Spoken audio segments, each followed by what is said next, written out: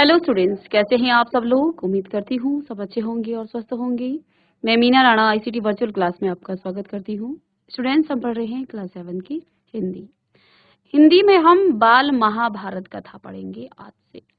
तो महाभारत कथा कैसे शुरू हुई, कैसे इसका जो है इसका अंत कैसे हुआ, इसके जो कैरेक्टर है, इनमें जो पात्र हैं वो कौन कौन से हैं, उन सभी के बारे में हम इस किताब में पढ़ेंगे। चैप्टर, ये जो किताब पूरी बुक है आपके लिए, यहाँ पर महाभारत के जितने भी पात्र हैं शुरू से और लास्ट तक, उन सभी के बारे में आपको दिया गया है। और देखिए, हर कैरेक्टर हमें कुछ ना कुछ सिखाता है। जो पीढ़ी है, एक पीढ़ी जब दूसरी पीढ़ी में आती है तो हमें कुछ पुरानी पीढ़ियों की गलतियों से भी और कुछ अच्छाइयाँ और कुछ बुराइयां हर व्यक्ति में होती हैं। तो हर कैरेक्टर से हमें कुछ ना कुछ सीखने को मिलता है। तो चलिए चलते हैं स्मार्ट बोर्ड पर। चलिए, तो आज से हम शुरू कर रहे हैं महाभारत कथा। ठीक है। और आपकी बुक का नाम है बाल महाभारत कथा। ठीक है। तो महाभारत की जो कथा है वो कैसे शुरू हुई, कैसे इसकी शुरुआत हुई और कैसे इसका अंत हुआ, ये सभी बातें हम यहाँ पर पढ़ने वाले हैं। आइए, महाभारत की कथा महर्षि पराशर के कीर्तिमान पुत्र वेद व्यास की देन है। यानी इन्होंने ही महाभारत की कथा को, इन्हीं की जो है ये देन है। व्यास जी ने महाभारत की यह कथा सबसे पहले अपने पुत्र शुक्रदेव को कंठस्थ करवाई थी, यानी उनको जो है ये याद करवाई थी। ठीक है। तो देखिए, वेद व्यास जी ने महाभारत की कथा जो है सबसे पहले किसको, अपने पुत्र शुक्रदेव को कंठस्थ कराई थी और बाद में अपने दूसरे शिष्यों को। मानव जाति में महाभारत की जो कथा है का प्रसार है वो महर्षि वैशंपायन के द्वारा हुआ। ठीक है। वैशंपायन व्यास जी के प्रमुख शिष्य थे। ऐसा माना जाता है कि महाराजा परीक्षित के पुत्र जन्मेजय ने एक बड़ा यज्ञ किया था। इस महायज्ञ में सुप्रसिद्ध पौराणिक सूत जी भी इसमें मौजूद थे। तो ऐसा माना जाता है कि महाराजा जो परीक्षित हैं, उनके पुत्र जन्मेजय ने क्या किया था, एक बड़ा सा यज्ञ किया था। इस महायज्ञ में सुप्रसिद्ध पौराणिक सूत जी भी इसमें मौजूद थे। सूत जी ने समस्त ऋषियों की एक सभा बुलाई। महर्षि शौनक इस सभा के अध्यक्ष हुए। ठीक है। सूत जी ने महर्षियों की सभा में महाभारत की कथा आरंभ की कि महाराजा शांतनु के बाद उनके पुत्र चित्रांगद हस्तिनापुर की गद्दी पर बैठे। ठीक है। उनकी अकाल मृत्यु हो जाने पर उनके भाई विचित्रवीर्य राजा हुए और उनके दो पुत्र हुए, धृतराष्ट्र और पांडु। यहाँ से महाभारत की जो शुरुआत है, जो उनके पूर्वज थे पांडवों और कौरवों के, उनके पिता थे, उनके दादा थे, उनकी बात यहाँ पर हो रही है। तो क्या कहा है, सूत जी ने ऋषियों की सभा में महाभारत की कथा प्रारंभ की कि महाराजा शांतनु के बाद उनके पुत्र चित्रांगद हस्तिनापुर की गद्दी पर बैठे। उनकी अकाल मृत्यु हो जाने पर उनके जो भाई थे, उनका नाम था विचित्रवीर्य, वो राजा हुए। उनके दो पुत्र थे, धृतराष्ट्र और पांडु। ठीक है। बड़े बेटे धृतराष्ट्र जन्म से ही अंधे थे। धृतराष्ट्र का कैरेक्टर आपने कई बार टीवियों में भी देखा होगा। ठीक है। तो वो जन्म से ही अंधे थे, इसलिए उस समय की नीति के अनुसार जो पांडु थे उनको गद्दी पर बिठाया गया।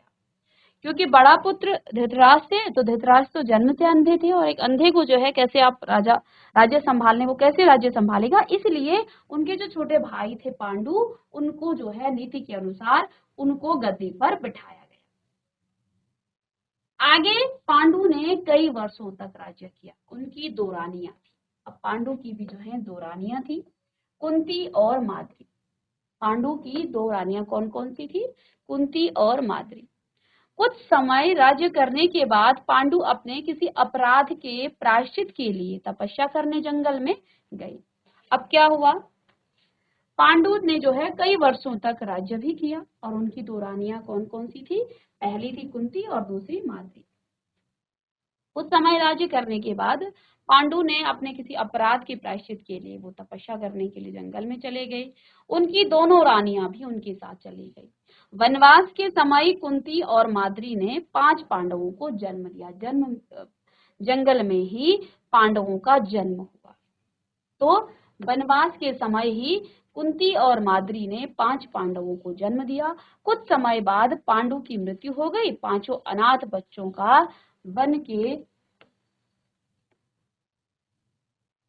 ऋषि मुनियों ने पालन पोषण किया। अब क्या हुआ, वन में वो अपने किसी पाप के प्रायश्चित के लिए बन गए थे पांडु, तो वहीं पर उनके 5 पुत्रों का जन्म भी हुआ, लेकिन वहीं वन में ही उनकी मृत्यु हो गई। इसके बाद ऋषि मुनियों ने उनका पालन पोषण किया और उनको पढ़ाया लिखाया। किसको? पांडवों को। जब युधिष्ठिर 16 वर्ष के हुए, देखिए पांडवों में सबसे बड़े पुत्र थे पांडु के युधिष्ठिर। तो युधिष्ठिर जब 16 वर्ष के हुए तो ऋषियों ने 5 कुमारों को यानी 5 पांडवों को हस्तिनापुर ले जाकर पितामह भीष्म को सौंप दिया। तो अब उनके जो दादाजी थे पितामह, उनको जो है उन्होंने सौंप दिया। ठीक है, तो ऋषियों ने 16 वर्ष की उम्र में जब उनके सबसे बड़े पुत्र पांडु के सबसे बड़े पुत्र युधिष्ठिर 16 वर्ष के हुए तो ऋषि मुनियों ने उनको जो है हस्तिनापुर में जाकर के पितामह भीष्म को सौंप दिया। 5 पांडव बुद्धि में तेज और शरीर से बली थे। उनकी प्रखर बुद्धि और मधुर स्वभाव ने सबको मोह लिया था। अब जैसे ही वो हस्तिनापुर में पहुंचे, 5 ही जो पांडव थे वो बड़े तेज थे, वो बुद्धिमान थे और उनकी जो है उनके शरीर में एक अलग प्रकार का तेज था।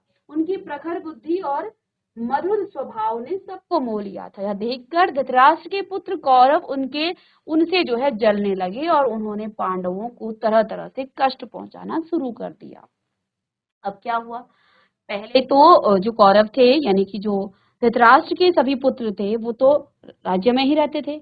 अब ये जब वन से आए तो अब इनका जो है स्वभाव बड़ा ही मृदुल था, मधुर स्वभाव के थे ये 5 पांडव।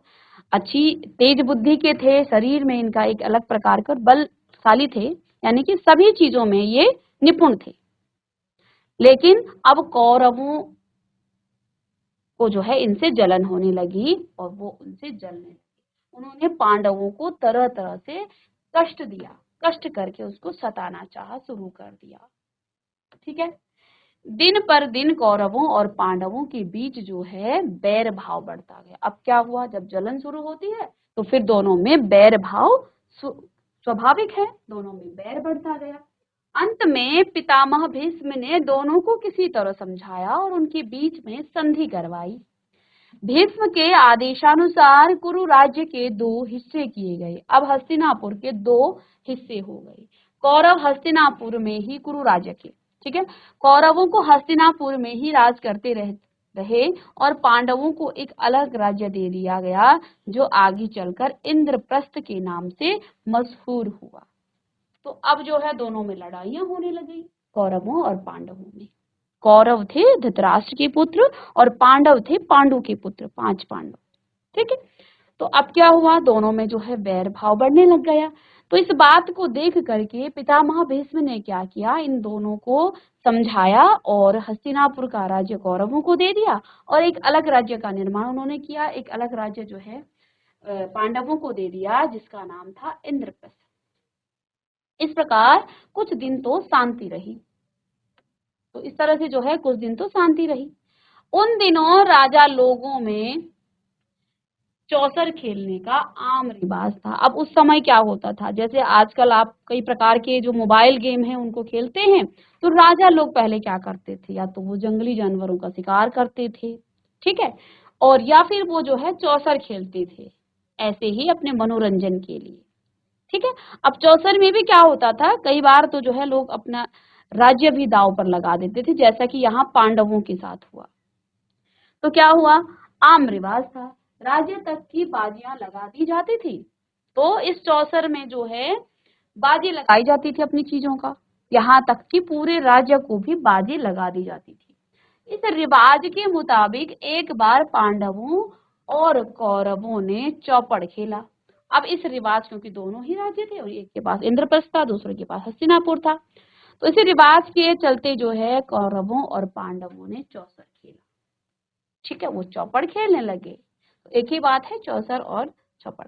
कौरवों की तरफ से जो कुटिल शकुनी थे, जो कि कौरवों के मामा शकुनी, वो कुटिल यानी कि कुनीतियों से वो क्या करता था, उसने शकुनी ने वो चौसर खेला, उसने युधिष्ठिर को हरा दिया और इसके फलस्वरूप पांडवों का राज्य छिन गया और उनको 13 वर्ष का वनवास भोगना पड़ा।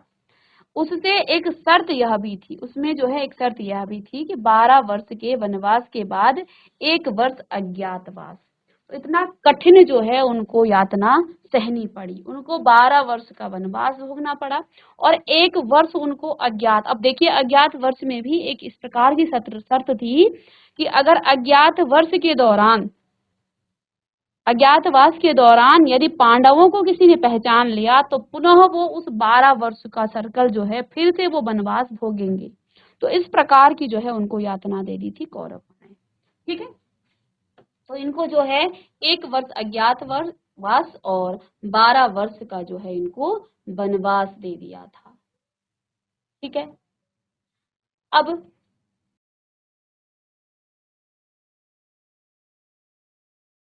ठीक है, तो जब उनको जो है 12 वर्ष का वनवास उन्होंने भोगा, 1 वर्ष का अज्ञातवास भोगा, तो उसके बाद उनको उनका राज्य उन्हें लौटा दिया जाएगा, ये कहा गया था। द्रौपदी के साथ जो है पांचों पांडव 12 वर्ष वनवास और 1 वर्ष अज्ञातवास में बिताकर वापस लौटे।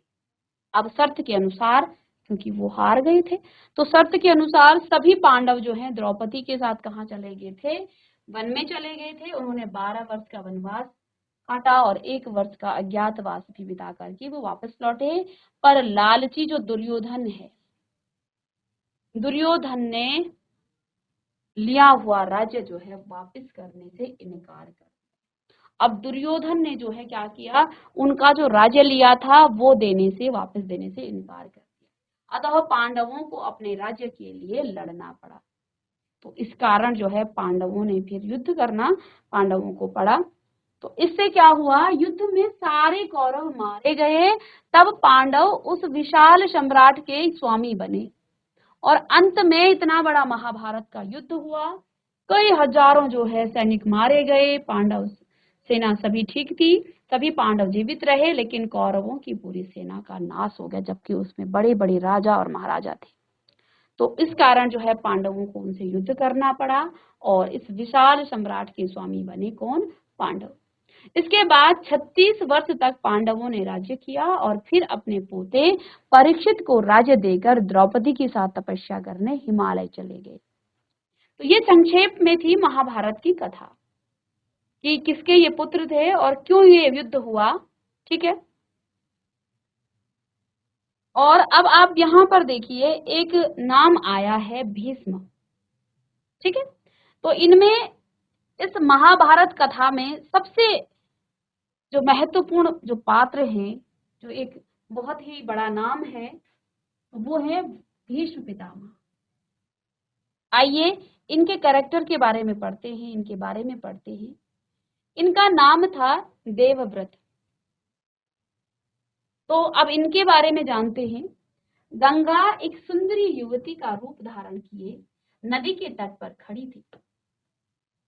माँ गंगा एक सुंदर युवती का रूप धारण किए नदी के तट पर खड़ी थी। उनके सौंदर्य और नव यौवन ने राजा शांतनु को मोह लिया था। तो वो बहुत ही सुंदर थी और शांतनु ने जो है उनको देखा तो वो उनको जो है मोह लिया था। गंगा बोली, राजन, आपकी पत्नी होना मुझे स्वीकार है, पर इससे पहले आपको मेरी शर्तें माननी होगी। क्या आप मानेंगे? राजा ने कहा, अवश्य। राजा शांतनु ने गंगा की सारी शर्तें मान ली और वचन दिया कि वह उसका पूर्ण रूप से पालन करेंगे।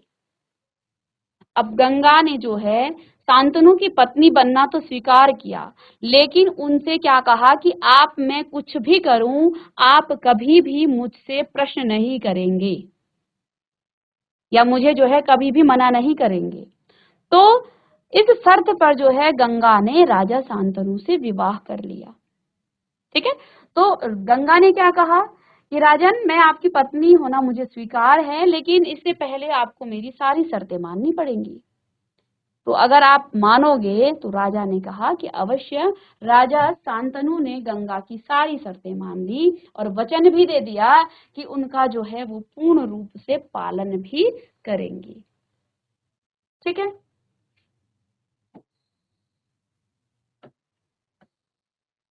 समय पाकर, अब देखिए, राजा शांतनु ने गंगा की समय पाकर गंगा से शांतनु की कई तेजस्वी समय पुत्र हुए, परंतु गंगा ने उनको जीने नहीं दिया। अब क्या हुआ, समय आगे बढ़ता गया। ठीक है। समय पाकर गंगा से शांतनु के कई तेजस्वी पुत्र हुए, परंतु गंगा ने उनको जीने नहीं दिया। बच्चे के पैदा होते ही वह उसे नदी की बहती हुई धारा में फेंक देती है। अब क्या हुआ, गंगा ने विवाह तो कर लिया, लेकिन उन्होंने राजा शांतनु को वचनबद्ध कर दिया। उन्होंने क्या कहा, आप कभी भी मुझे, मैं कुछ भी करूं, आप मुझे टोकेंगे नहीं। ठीक है। तो अब क्या हुआ, उनके पुत्र हुए, कई तेजस्वी पुत्र हुए राजा शांतनु के, लेकिन गंगा ने उन्हें एक एक करके नदी में बहा दिया। बच्चे के पैदा होते ही वह उसे नदी में बहती धारा में फेंक देती थी और फिर हंसती मुस्कुराती हुई राजा शांतनु के महल में आ जाती थी। अज्ञात सुंदरी के इस व्यवहार से राजा शांतनु चकित रह जाते थे। अब देखिए, क्योंकि वो जो वचनबद्ध थे, उनके आश्चर्य और क्षोभ का पारावार न रहता। शांतनु वचन दे चुके थे, इस कारण मन जो है मसोस कर रह जाते थे, यानी अपने मन में दुख लिए वो प्रश्न भी नहीं पूछ पाते थे कि तुम ऐसा क्यों कर रही हो, आखिर अपने ही पुत्रों को जो है गंगा में क्यों, इस नदी में क्यों बहा देती हो। 7 बच्चों को गंगा ने इसी भांति नदी की धारा में बहा दिया। 8वां बच्चा पैदा हुआ, गंगा उसे भी लेकर नदी की तरह, जो नदी की तरफ जाने लगी, तो शांतनु से न रहा गया। बोले, माँ होकर अपने नादान बच्चों को अकारण ही क्यों मार दिया। तो अब जो है गंगा का ये जो क्रम चलता रहा, जितने भी पुत्र हुए गंगा ने क्या किया, उनको एक एक करके नदी में बहा दिया। 7 पुत्रों तक तो राजा शांतनु चुपचाप रहे, लेकिन जब उनका 8वां पुत्र हुआ तो उनसे न रहा गया।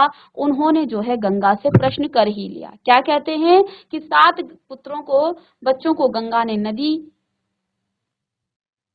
इसी भांति नदी की धारा में बहा दिया। जब 8वां बच्चा पैदा हुआ तो गंगा उसे लेकर भी नदी की तरफ जाने लगी। तो शांतनु से न रहा गया और बोले, माँ होकर अपने नादान बच्चों को अकारण ही क्यों मार दिया। ठीक है। तो अब आगे देखिए, कहते हैं, यह घृणित व्यवहार तुम्हें शोभा नहीं देता। राजा की बात सुनकर गंगा मन ही मन मुस्कुराई, परंतु क्रोध का अभिनय करती हुई। अब मन ही मन तो मुस्कुरा रही थी, लेकिन क्रोध का अभिनय करती हुई बोली, राजन, क्या आप अपना वचन भूल गए? आप अपना वचन भूल गए हैं। मालूम होता है कि आपको पुत्र से ही मतलब है, मुझसे नहीं।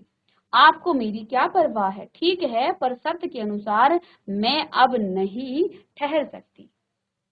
तो अब गंगा ने क्या कहा था कि आप जब भी मुझसे जो है मुझे कहीं टोकेंगे, तो मैं फिर तुम्हारे साथ, आपके साथ नहीं रहूंगी।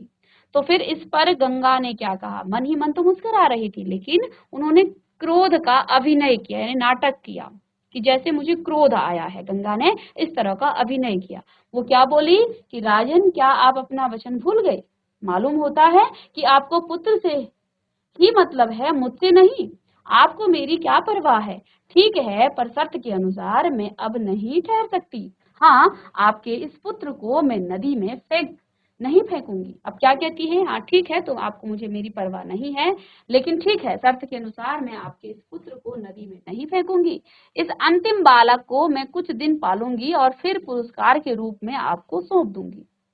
यह कहकर गंगा बच्चे को साथ लेकर चली गई। यही बच्चा आगे चलकर भीष्म पितामह के नाम से विख्यात हुआ। गंगा के चले जाने से राजा शांतनु का मन जो है विरक्त हो गया। उन्होंने भोग विलास से जी हटा लिया, यानी कि वो जो है सभी चीजों से उनका मन विरक्त हो गया और राजकाज में वो अपना मन लगाने लग गए। एक दिन राजा शिकार खेलते खेलते गंगा के तट पर चले गए तो देखा किनारे पर खड़ा एक सुंदर और गठीला युवक गंगा की बहती हुई धारा पर बाण चला रहा था। बाणों की बौछार से गंगा की प्रचंड धारा जो है एकदम रुकी हुई थी। यह दृश्य देख शांतनु दंग रह गई। इतने में ही राजा के सामने स्वयं गंगा आकर उपस्थित हो गई। गंगा ने युवक को अपने पास बुलाया और राजा से बोली, राजन, पहचाना मुझे और इस युवक को? यही आपका और मेरा 8वां पुत्र देवव्रत है। यानी कि भीष्म के बचपन का नाम क्या था? देवव्रत। उनका दूसरा नाम देवव्रत है। महर्षि वशिष्ठ ने इसे शिक्षा दी है। शास्त्र ज्ञान में शुक्राचार्य और रण कौशल में परशुराम ही इसका मुकाबला कर सकते हैं। यह जितना कुशल योद्धा है उतना ही चतुर राजनीतिज्ञ भी है। आपका पुत्र मैं आपको सौंप रही हूँ, अब ले जाइए इसे अपने साथ। गंगा ने देवव्रत का माथा चूमा और आशीर्वाद देकर राजा के साथ उसे विदा कर दिया। तो अब जो है गंगा ने किसको? भीष्म पितामह को राजा शांतनु के साथ भेज दिया। अब नेक्स्ट क्लास में हम भीष्म पितामह ने एक प्रतिज्ञा की थी जिसके कारण जो है बाद में जो है उनको बहुत परेशानियां और कठिनाइयां और वो धर्म संकट में पड़ गए थे। तो उस प्रतिज्ञा के बारे में हम नेक्स्ट क्लास में पढ़ेंगे। तो स्टूडेंट्स, आज की क्लास में हमने महाभारत को संक्षेप में पढ़ा कि महाभारत कैसे हुआ और क्यों हुआ, किस किस के बीच में हुआ। साथ में महाभारत में एक मुख्य पात्र हैं भीष्म पितामह, जिनको देवव्रत नाम से भी जाना जाता है। उनके बारे में जाना कि उनका जन्म कैसे हुआ और कैसे वो अपने पिता शांतनु के साथ अब जो है गंगा के द्वारा भेजे गए। अब नेक्स्ट क्लास में हम भीष्म पितामह की एक प्रतिज्ञा है उसको पढ़ेंगे। तो मिलते हैं नेक्स्ट लेक्चर में। तब तक के लिए thank you and have a nice day.